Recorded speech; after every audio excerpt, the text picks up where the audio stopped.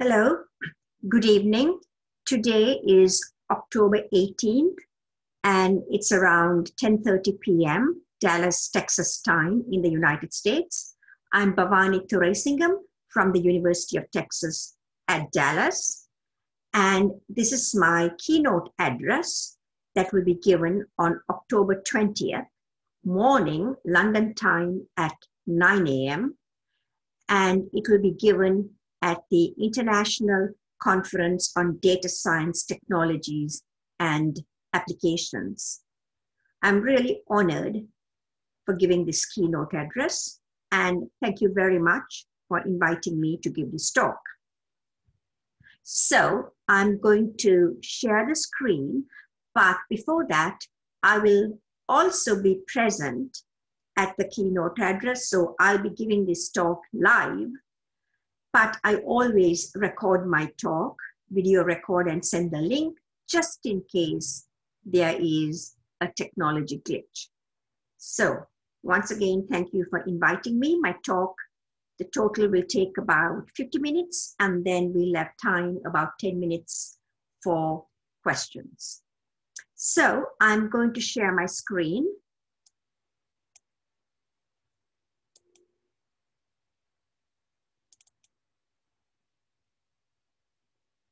Okay, so here is my talk.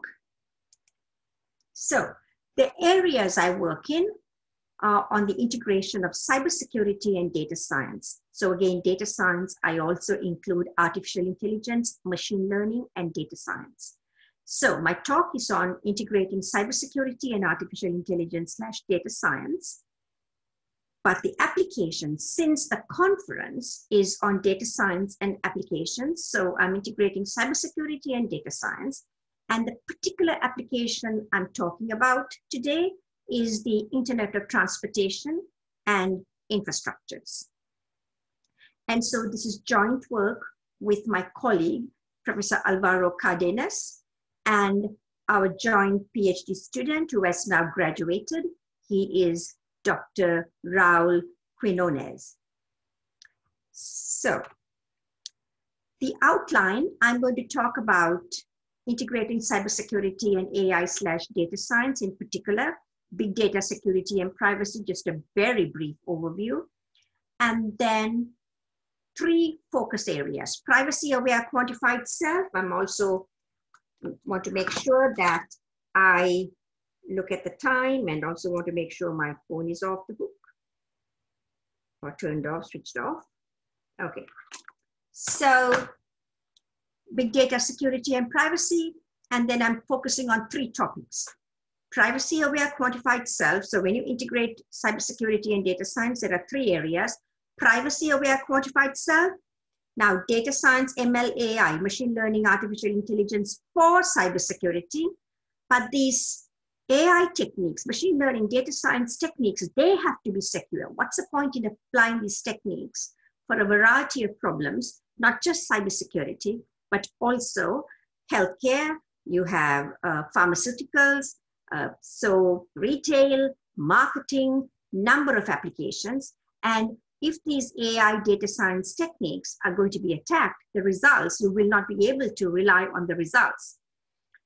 So part 2 is going to be the application, Internet of Transportation and Infrastructures, in particular security and privacy, but I'm not really bringing in any AI into it.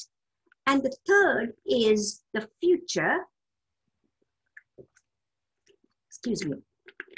applications of AI and security. SecAI is integrating security and AI for Internet of Transportation and Infrastructures. That's really the future.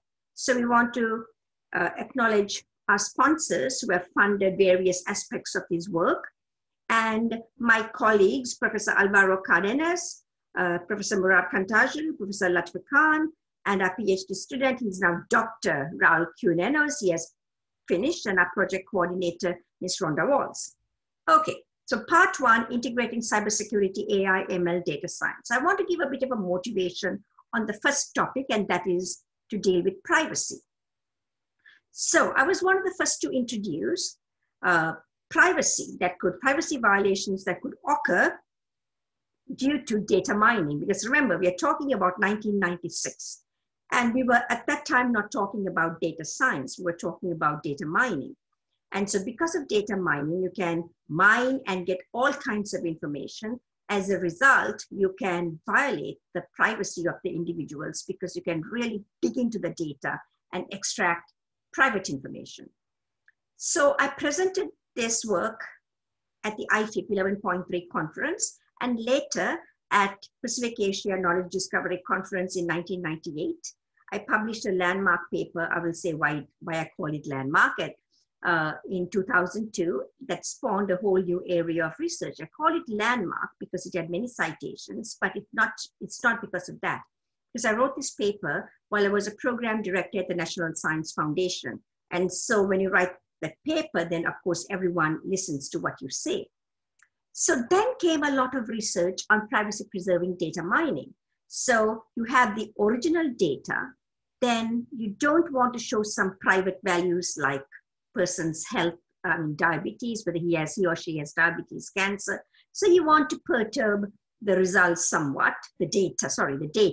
So you add some noise and then you modify the data mining process, but the end results should be the same because otherwise what's the point in applying data mining? So that's the whole process. So IBM Almaden Research Center, they had focused on data mining, privacy preserving data mining, association rule mining, but we had a PhD student, myself and Dr. Murat Kantajlu, and we focused on privacy preserving decision trees. So how do you sort of perturb the methods, the data a bit, and then the end result, you carry out data mining, and the end result should be the same. And we also focused on the perturbation approach. And then we hosted a workshop on big data, security, and privacy, because by 2014, there was a lot of emphasis on big data. And so we had an NSF workshop, and then we presented the results to Interagency Working Group in February 2015. And there were some efforts on data privacy that followed after this event. Okay, so what did we find out at that workshop, big data, security, and privacy? So it's just a snapshot of what we presented. So, we had many people, about 20, 25 folks from academia, industry, government, they attended the workshop. And so the summary is that lots of technological advances, we have novel applications. So now you can capture, process, analyze large amounts of data for a number of tasks, healthcare and so on, even for security tasks, right? Even when you are going to do user authentication, for access control, for anomaly detection, user monitoring, protection from inside a threat, you need to collect a lot of data. So by analyzing and integrating data collected on the web, you can identify connections, relationships, and so on. Yes, very, very useful, especially today with COVID-19, disease outbreaks, right? With data science, doing all this analysis, there is a lot of there are a lot of benefits. However, this collected data, even if we anonymize it by removing identifiers, but we could link these different records. And when we link them, you can re-identify the individual. So security tasks such as authentication, access control, they require lots of data. And if the information is misused or stolen, it can lead to privacy breaches. So what are the directions, right? So we said there's a lot of work that needs to be done on access control models. You can't say access control problem is solved, because as you develop new technologies, like big data systems, you need novel access control models. But of course, privacy is really important here because you are collecting lots of data. And then, so I'm going to focus not on access control models in this talk. I'm going to touch a little bit about privacy enhanced techniques, big data analytics or data science for cybersecurity, and securing these machine learning techniques. That's my part one. Okay, so there is this movement, a psychologists study about privacy-aware quantified self, right? So we all have these mobile devices and smartphones and all these gadgets. So that's a source of very rich information, which is really great because you can collect so much information about a person and monitor the person and give advice to the person, help that person with his healthcare, his or her healthcare needs. So without a doubt, data collection is very useful. And you can use the cloud to use to do some analysis and help the person with life habits, yes. But such data collection and sharing, often we do it without the users, and organizations do it without the users' knowledge. So bringing grave danger, because personal data could be compromised, because you can find out that the person has a potential. I mean, he or she may not have diabetes, but his genetic markup, he could get, cancer or diabetes. And so for women, say if they have genes like BRCA1, BRCA2, they could get breast cancer. There's a tendency, there's a higher probability that they could get ovarian cancer. So insurance companies may not, because they might consider them as pre-existing conditions. So it could pose grave danger. So data collected by a device monitoring blood glucose levels might be used by insurance companies. So if I have diabetes, say, then my son might be denied coverage because they might say it could be an inherited disease. So he might get diabetes. So such privacy violations could easily get out of control if data collectors could aggregate financial data, Facebook activity, and all kinds of stuff and put it together and cause great physical distress. To address these growing challenges, we need tools and techniques for privacy protection for these quantified self applications. So you have all of these Fitbits and all kinds of diabetic glucose monitoring devices.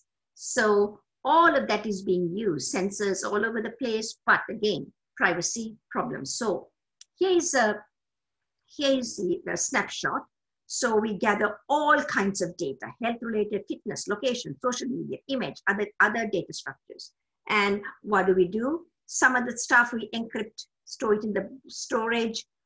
We have cloud-based services. Some of them could be anonymized, but this is what we are designing and developing, right? Privacy-aware, policy-based, quantified self. It's a data management framework for data collection, data storage and access could be really data storage and data management, data analytics, data sharing. Okay, so that's the essence of this whole thing. So what we are saying is policies should guide the entire process. So what do we mean by policies? It's not policies like toy policies like I share some with you, but don't share it with John. No, we are working with real policy experts to do this work.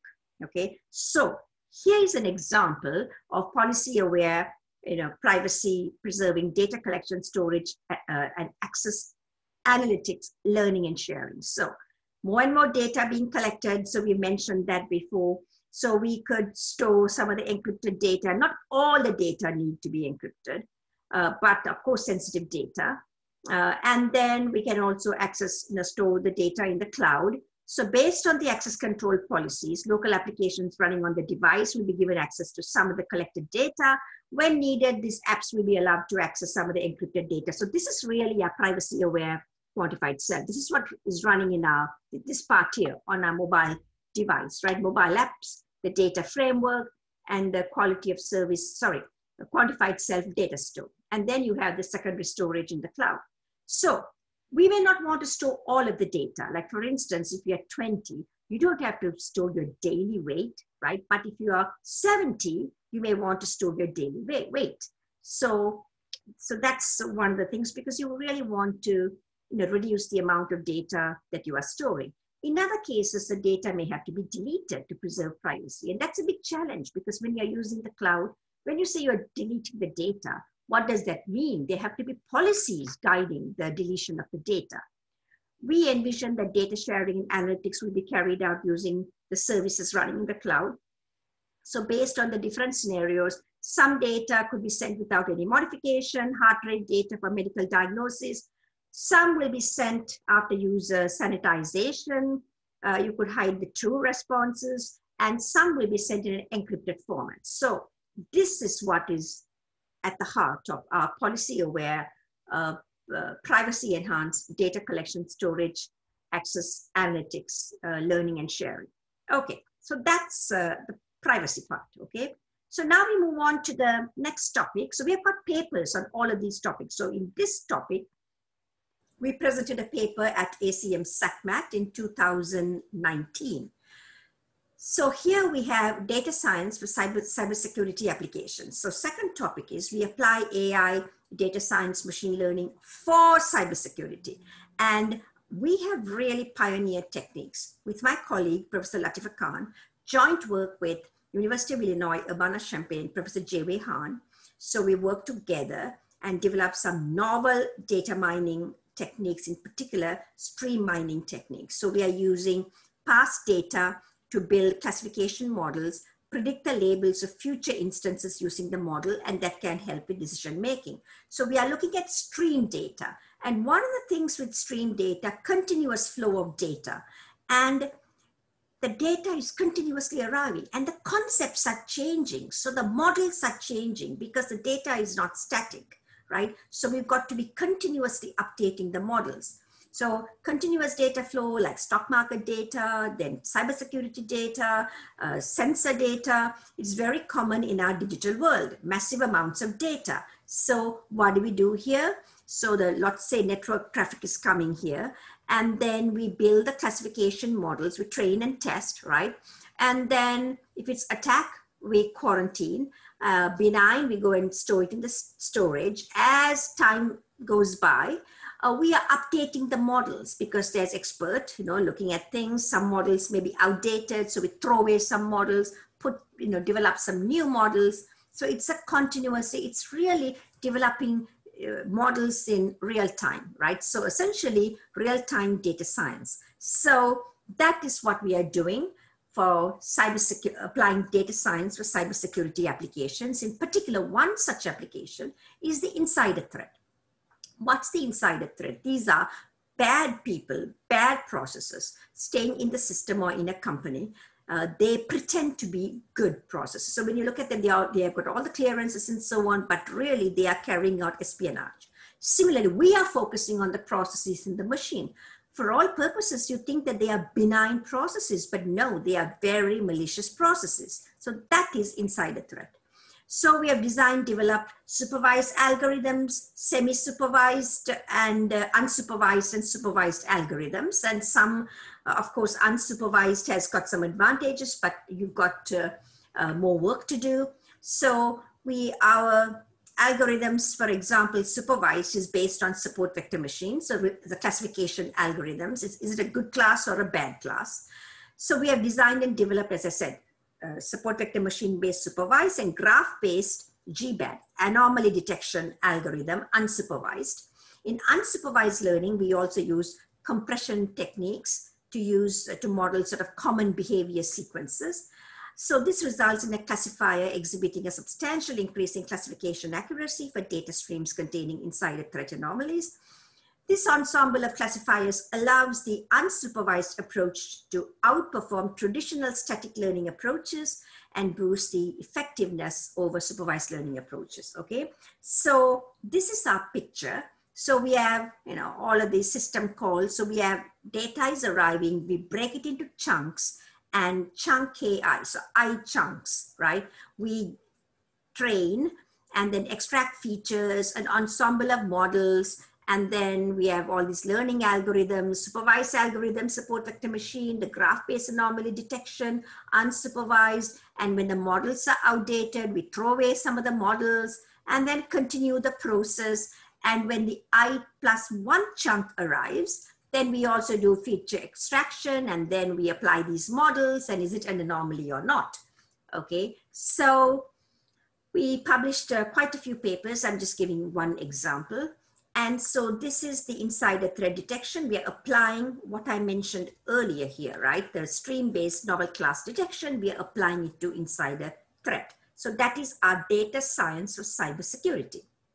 Now, this is the most challenging part.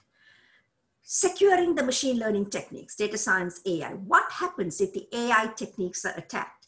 Adversarial machine learning. So what's the problem?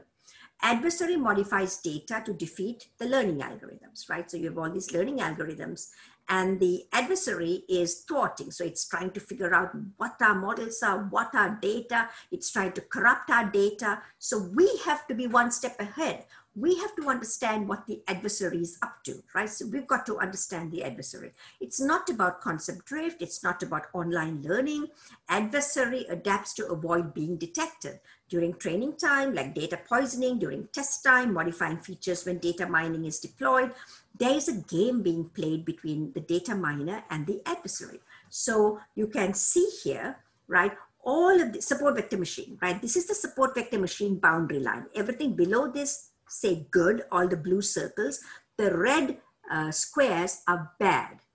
But remember what the adversary is trying to do, learning our model and our algorithm and our data and trying to push the bad to the good side.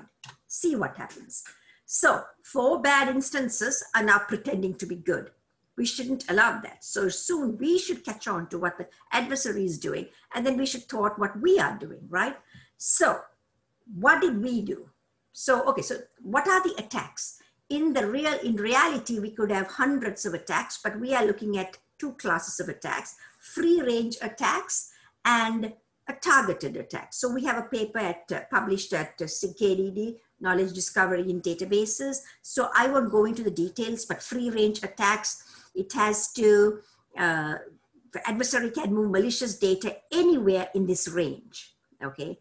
And there are some various definitions for these various parameters, and then you have more targeted attack. But again, we are only looking at 2 attacks, but remember, the adversary could try out several attacks, and really, if you want 100% security, we've got to protect against all those attacks. But our position is something is better than nothing, okay? So, but remember, what is important in these things is when I say something is better than nothing, I don't want the developers to have a false sense of security.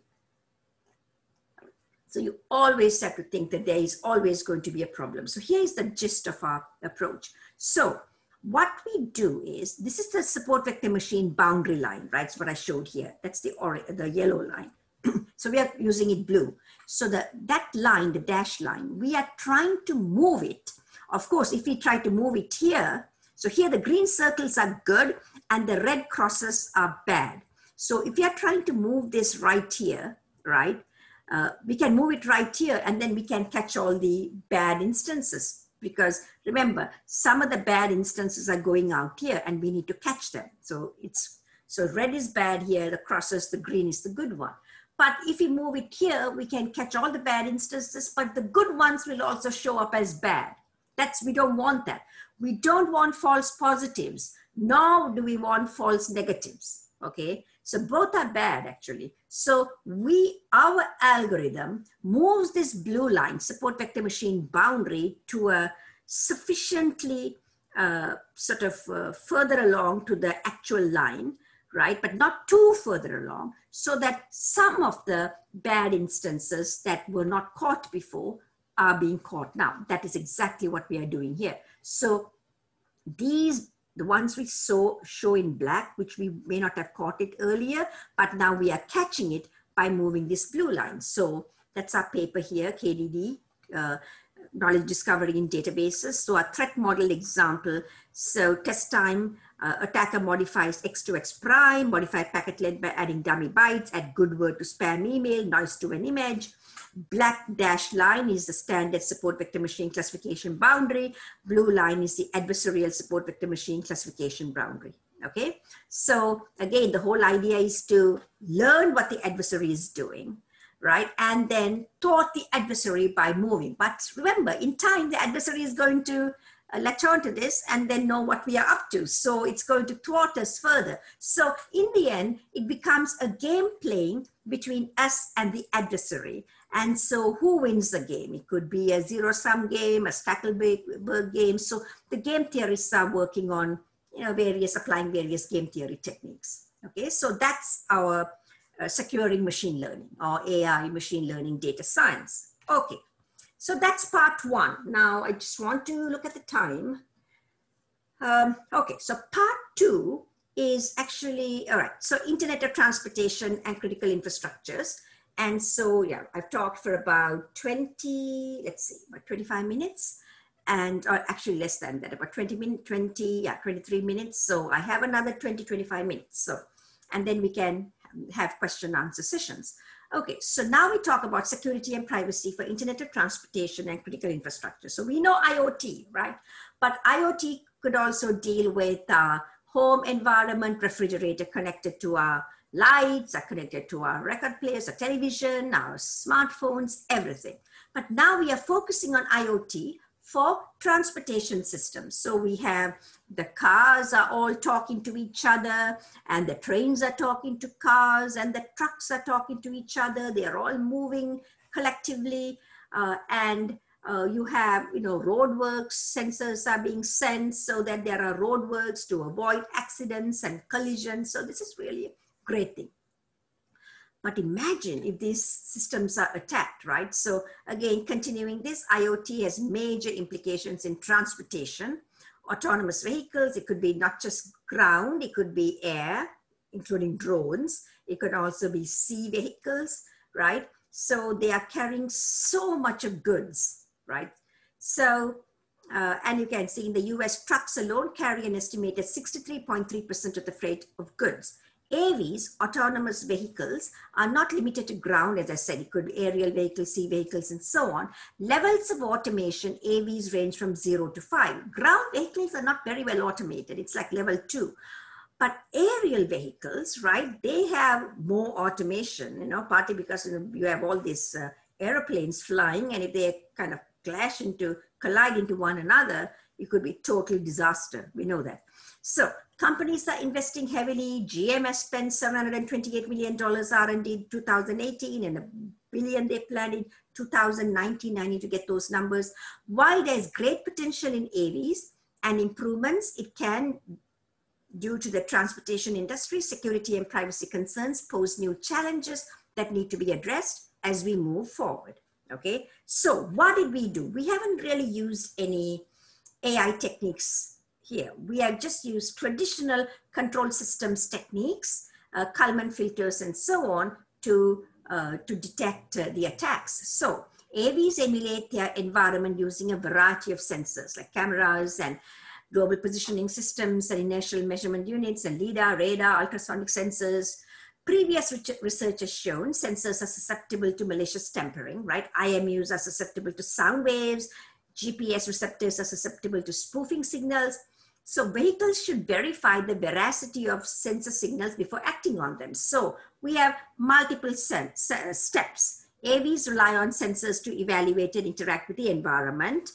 And then some of the inherited issues. Sensors are susceptible to GPS spoofing and transduction attacks that manipulate environment, physical signals, and so on. Next, classical computing security, such as memory protection, cryptography, and authentication, does not protect against these types of attacks. And then due to the real-time constraints, AVs trust and act upon sensor data without any form of verification. Okay, so now what we are doing, our techniques are entirely based on control systems physics, right? So to build a reference monitor using a physics-based anomaly detection, we call it PBAD, for a ground and aerial AVs, we have three-part algorithm. We build a model offline of the AV's physical invariance. So we look at all the physical properties. Next chart shows some of them. Implementing an online tool to monitor expected and observed behavior to detect anomalies, right? And then if there is a big difference, raise an alarm if significant residual difference exists between executions. So we have offline pre-processing, then online verification, and detect anomalies. And my colleagues presented a paper as Usenet Security a couple of months ago.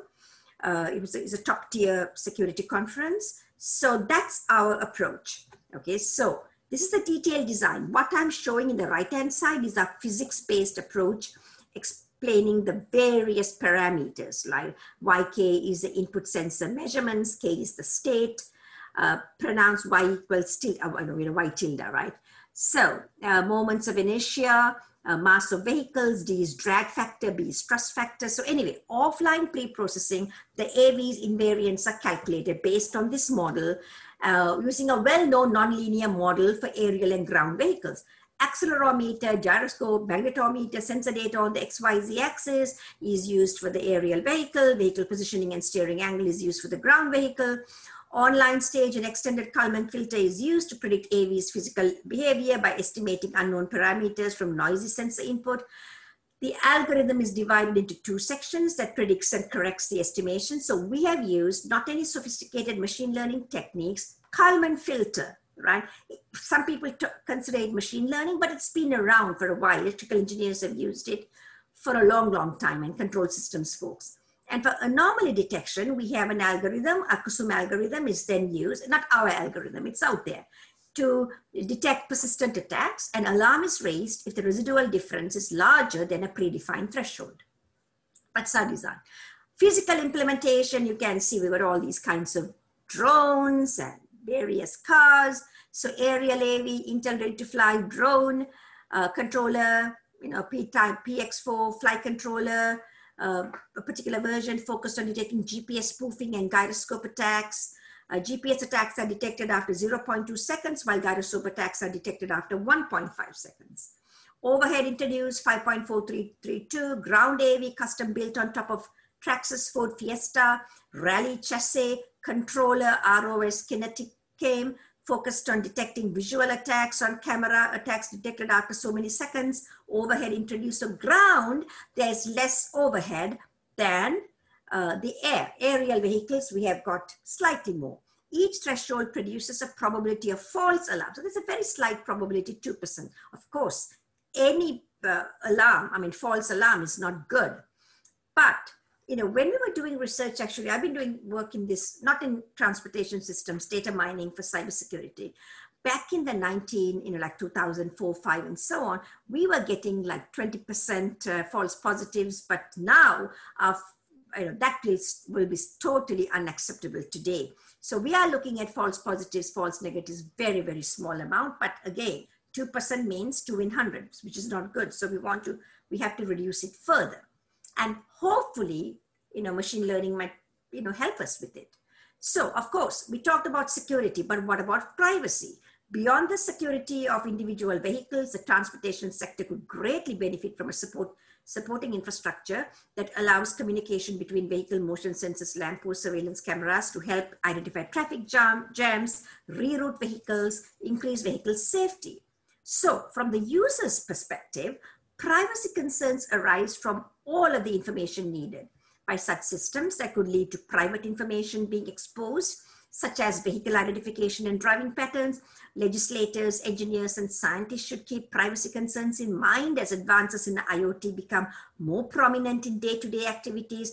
This will aid at improving public perception. So sometimes I may not want people to know where I am, right? Where I'm driving, right? I may want to go to a certain location, certain event that I may not want, a political rally that I may not want other people to know, right? So I want my privacy to be enforced. But again, we need all kinds of information we have to analyze so that there won't be accidents. So just like the healthcare, we need lots of data to analyze healthcare. We need all of this data to analyze, to provide solutions so that we can have safe driving, but that violates privacy. So how do you have privacy preserving Internet of Transportation systems? That's the challenge. That's where we come to the next part. So here I want to apply applications of SecAI, means security and AI, data science, and so on, whatever we have discussed. How do we apply it to Internet of Transportation systems? So we apply part 1 and part 2 now to part 3. So data science AI for transportation security, right? So we talked about Kalman filters, great. But Internet of Transportation systems, as we said, subject to attack, just like any cyber physical systems. And we talked about it earlier in part 2. Streaming data, lots of streaming data is coming in. So can we apply our stream analytics techniques we discussed in part 1? As transportation systems go in electric, we need energy conservation, right? Threats to the security of such systems could cause massive damage, including accident loss. We could get loss of lives. We could get stranded in the middle of the highway, right? Data science ML techniques are being applied to analyze the data. Can stream analytics learning being applied to, say, financial data and telecom data be applied to transportation data? Some of our stream mining techniques. The main question is to understand the nature of the complex transportation data and adapt the stream analytics techniques. So are there attacks? So maybe we can bring in the machine learning to Kalman filter, right? Because remember, we need to work with the models we have, the physics-based model. But can we bring in the stream machine learning models, integrate it with the physics-based models, and integrate machine learning with our Kalman filter algorithms, right? So that is really the challenge. And again, massive amounts of data being collected, we need to understand the nature of the data. That's the challenge we have. That's one. Another area, what happens, we are applying these machine learning techniques to transportation systems, but these machine learning techniques are attacked, right? So rather than giving us advice, right, it's going to give us all kinds of wrong advice, and then we could have all these problems like accidents and so on. But another thing is, again, adversarial machine learning is not just for cybersecurity. It could be applied for transportation systems, for healthcare, for everything.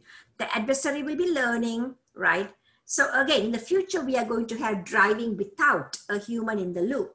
So that could be disaster, right? If wrong advice is being given, adversary will be learning the models used by the vehicles as well as learn about the data. Adversary will attempt to thwart the vehicle's learning process, right? So therefore, the learning algorithms the vehicle is using must thwart the adversary's action. So it becomes game playing. Eventually, it becomes game playing between adversary and the vehicle's machine learning algorithms. Challenge. What sort of game will be played? Is it a zero-sum game? Is it a Bayesian game? Need to understand the data is essential. And research on this in this area is just beginning, right? How do you bring in adversarial machine learning into secure Internet of Transportation systems? The third area is, remember I had this picture earlier, we had a, mobile phone, and we had a policy aware, privacy aware, policy-based data management framework for, say, healthcare applications or whatever, for mobile applications. Can we do something similar for autonomous vehicles, for Internet of Transportation systems? So instead of healthcare data and social media data and various other data, now we have radar data, GPS cameras, LIDAR, ultrasonic sensors is going into the car, and inside the car is this data framework, data collection, storage, analytics, and there is some cloud storage, maybe cloud-based services, anonymized data, some encrypted. So we have a privacy-aware autonomous vehicle.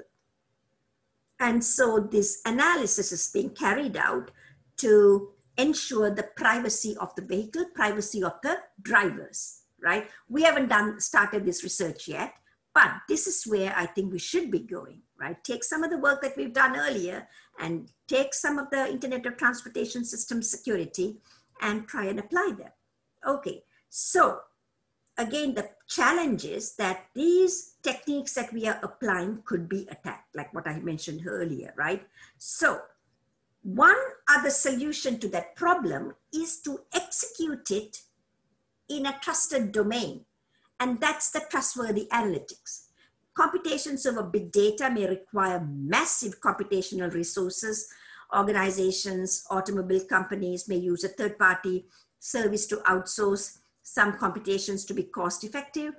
When a third-party survey is used for computation, data inherently becomes available in untrusted environments. So the adversaries, that could be insider threat problems at third-party location. In these cases, data owners may need to protect the data and require cryptographic guarantees about data security, integrity, and so on. So we are conducting research in secure encrypted stream data processing and trustworthy analytics using advancements in embedded hardware technology, right? Intel SGX to support trusted execution environments, right? So what we are trying to say is that instead of coming up with software techniques, can we come up with hardware, secure hardware for secure processing, right? So in fact, the hardware folks say that soon we may not need any software developers because a lot of the security can be provided in hardware, but that's going to take a very long time, okay, if at all it happens. So but still it's important, right? We want secure hardware if we can have it, but there are some issues now with TEE. We are hearing some of the security issues, but at least, it seems on the whole to be I'm not going to say a viable solution. It seems to be a reasonable solution, but there could be issues. Need to explore the application of Internet of Transportation and infrastructures. So the trustworthy analytics, SGX-enabled data analytics platform. This is sort of the platform that we use for many of our projects. And we have special memories, enclave memories, SGX Intel chip is providing, Intel processor for data analytics. So this is trustworthy analytics is carried out here. And we have the application memory, it has a runtime library, OCal wrapper, encrypted code, third-party servers, and so on. And they are communicating, providing global attestation, right? So this is a sort of hardware setup to execute software for trustworthy data analytics. This could be the approach where, see, one of the big concerns for us is that machine learning techniques could be attacked. So what do we do? Regardless of whether we are using it for healthcare, whether we are using it for cybersecurity or for retail or for pharmaceutical, for developing these vaccines, right? Imagine if they're all tampered with, then we will not be relying on the vaccines, right? We cannot, because instead of putting one ingredient, it could be attacked to say, put some other chemical in there or another product in there. And then the whole vaccine could be of no use, right? So that's why it's really important for us to make sure these machine learning techniques are secure, either using software techniques or hardware techniques. So my last chart, developments in secure AI, integrating cybersecurity, AI, data science, ML exploding. Applications of AI and security threat, AI and security for AI, adversarial machine learning. Also developments in privacy-aware healthcare and managing one's life's activities, privacy-aware quantified self. And we are saying policies must guide everything. And one thing I forgot to mention in this picture here, same thing. Policies must guide the data collection, the data storage and access, the data analytics, data sharing, whether we are talking about healthcare or whether we are talking about autonomous vehicles. The policies should be guiding, and that's what we are saying here, right? At the same time, right, so policies should be guiding, privacy-aware quantified self. At the same time, with the developments of IoT, Internet of Transportation systems, security and privacy solutions are being developed, and our solutions are based on physics. However, as driverless cars become a reality, right, and that's going to be pretty soon, I mean, we already have some test drives and so on. So we will have to rely on AI ML techniques. How can we develop this AI ML techniques, AI solutions, whatever I discussed in part 1, secure AI, to applying it to these driverless vehicles or AVs, autonomous vehicles, essentially Internet of Transportation systems. Can we develop a privacy-aware policy-based data management framework for Internet of Transportation and infrastructures? With respect, we talked about security, but privacy is also important, right? Is it possible to perform trustworthy analytics efficiently when so much of data is coming in all directions? So I'm saying we are having all this machine learning. Machine learning has to be secure. We are applying it to Internet of Transportation. Can we bring in those Intel SGX environment into this picture, right? Into this environment. So that remains to be seen. So again, there's numerous opportunities for substantial research. I think what I talked about today in this talk could give rise to probably 4 PhD theses, right? One on Internet of Transportation security, another on applying AI and ML for Internet of Transportation and security 2, another on data science for cybersecurity 3, cybersecurity for data science and privacy-aware policy-based systems. So probably around 5 PhD theses. So it's very sort of high level, but I want, it's a keynote address. So I want to provide a fairly broad overview of what is going on and what we have to expect in the future. So I want to thank, as I said, my colleagues, Professors Alvaro Cardenas, Murad Kantajulu, Latifa Khan, and Dr. Raul Quinones, and our project coordinator, Ms. Rhonda Walls. So I am going to stop sharing. It's still recording, right? Yeah, it's still recording. So I'm stop sharing. So, so what I have discussed today, right? Again, just summarizing. And I think this conference is ideal for the talk I presented. The conference is data science, right, with applications in technology, intelligent data science. So applying data science and AI, yes, intelligent data science without a doubt, right? We need it for number of applications, technology applications. But then what, and I talked about Internet of Transportation, but what happens if these data science techniques are not secure, right? And if they are attacked, you can apply all the great data science techniques, but if they are attacked, then, you know, it's not going to produce you all any useful information, because not only that, it's going to be even worse because the system can do all kinds of, you know, crazy stuff. And so that is why security is crucial. So I talked about privacy aware, policy-based, right, data management framework for quantified self, right, for people in general. And then I talked about data science for cybersecurity applications. And then what happens if the machine learning, data science, AI techniques are attacked. Then I talked about security and privacy for Internet of Transportation. I gave our, you know, an example, what we did, physics-based solutions using Kalman filter and so on. And then I talked about how do we apply part 1 to part 2, right? So that's the challenge, that's the future. And then at the end, I said, right, maybe some of the things we can apply, we can do, provide security with hardware. And one such hardware product is the Intel SGX hardware platform for trustworthy analytics. But there could be some issues. It's not tamper-proof, but it could be a reasonable solution. And so, as I said, we have a lot of opportunities for further research. And I hope next year, this time, right, 2021, for this conference, Intelligent Data Science for Technology Applications, you know, we would have made hopefully some progress in this area.